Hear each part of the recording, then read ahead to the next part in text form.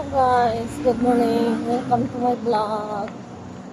I'm on the way to Awadamot. I need to pay something before going to my team building today. We have team building in our church today. After team building, I'll go direct to the church. I'll come home late.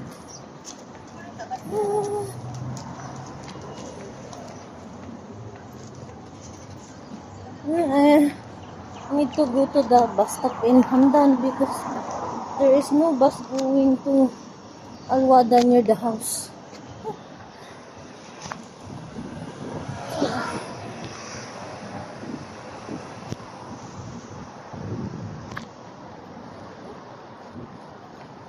My hair still wet. I cannot put ponytail yet.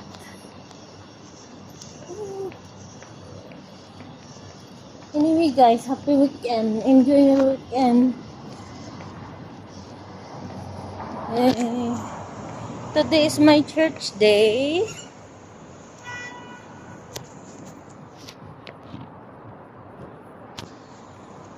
And bye guys. Thank you very much.